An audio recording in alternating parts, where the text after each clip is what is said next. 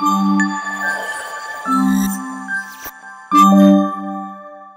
Hello வணக்கம் மக்களே, மீண்டும் ஒரு வீடியோவில் சந்திக்கலாம். மிக்க மகிழ்ச்சி. இந்த வீடியோவில் என்ன சொல்லி பார்த்தோம்னா, யூகேல வந்து ஒரு தொற்று நோய், அதாவது MPOX என்று சொல்ற இந்த தொற்று நோய் வந்து இப்ப பரவ ஆரம்பிச்சிருக்கு. அதனால எல்லாரும் கவனமா இருக்க வேண்டும். அதை பத்தி தான் இந்த வீடியோல என்ன என்று சொல்லி பார்க்க போறோம். வாங்க வீடியோக்குள்ள போலாம்.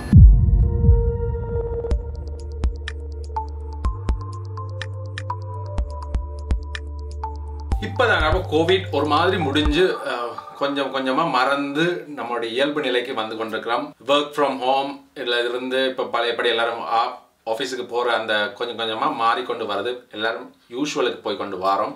ஆனால் இப்போ திடீரென்று என்னன்னு சொன்னால் அடுத்த ஒரு பிரச்சனை ஆரம்பிச்சிருக்கு. அதாவது மங்கி பாக்ஸ்ன்னு சொல்லுவாங்க. அந்த மங்கி பாக்ஸ் வந்து இப்போ யூகேல 2 பேருக்கு இனம் காணப்பட்டிருக்கு. அது இனம் காணப்பட்டது மட்டும் இல்லாமல் இப்போ அவங்க வந்து வைத்தியசாலையில் சிகிச்சை எடுத்துக்கொண்டு வராங்க.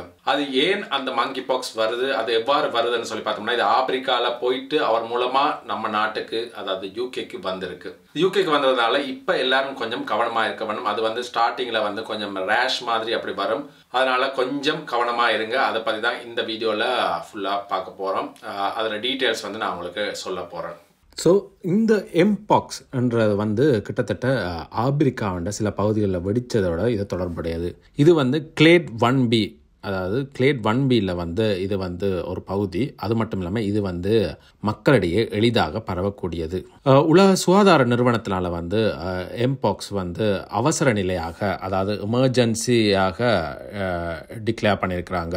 இது வந்து அவ்வளவுக்கு வந்து இது கொஞ்சம் பாரதூரியமாக இருக்குமென்ற வழியாக தான் இப்படி இது பண்ணியிருக்காங்க.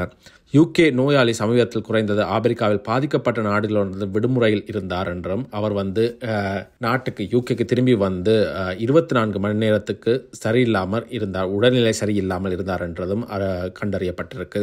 அதே மாதிரி அந்த நோயாளி வந்து அக்டோபர் 22 காய்ச்சல் அறிகுறி போன்ற அறிகுறிகளே உருவாகினதுன்னு சொல்லி அதுக்கு பிறகு 2 நாளுக்கு பிறகு சொறி மாதிரி ஒரு இது வந்து வந்தது. அது மட்டும் இல்லாமல் ஒரு சீழ் நிறைந்த புண்கள்னு ஒரு இந்த எம்பாக்ஸ் வந்து 1 மாதம் வரைக்கும் நீடிக்கும். அது மட்டும் இல்லாமல் காய்ச்சல், தலைவலி மற்றும் ஆற்றல் குறைவு போன்ற, அதாவது உடம்பெல்லாமே என்ன சொல்கிறது, ஒரு விதமாக லோ எனர்ஜியாக காணப்படும். பாதிக்கப்பட்ட இங்கிலாந்து நோயாளி வந்து லண்டனில் உள்ள ரோயல் ஃப்ரீ மருத்துவமனையில் வந்து சிறப்பு உயர் விளைவு பிரிவில் வந்து அவரை சேர்த்துருக்குறாங்க. அது மட்டும் இல்லாமல் இவருக்குடைய நெருங்கிய உறவினரும் வந்து பாதிக்கப்பட்டிருக்கிறது வந்து இங்கே வந்து தெரிவிக்கப்பட்டிருக்குது. அதுக்கு பிறகு மேலும் 2 நபர்களுக்கு வந்து இந்த தொற்று நோய் வந்து கண்டறியப்பட்டு இப்போ சென்ட் தாமஸ் NHS ஃபவுண்டேஷனில் வந்து அவரை வந்து அட்மிட் பண்ணியிருக்கிறாங்க. மொத்தம் இப்போ 3 நோயாளிகள், 3 நோயாளியுமே கிளேட் 1B வைரஸால் பாதிக்கப்பட்டிருக்கிறார்கள்.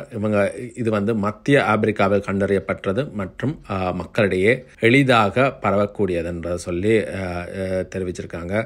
இது இங்கிலாந்து மக்களிடையே ஒட்டுமொத்த ஆபத்து குறைவாகவே இருக்குது. ஆனால் இப்போ 3 பேர் தான் வந்திருக்கின்றது ஆபத்து குறைவாக இருக்குது. ஆனாலும் நாம் வந்து கொஞ்சம் சூதானமாக இருக்க வேண்டும்.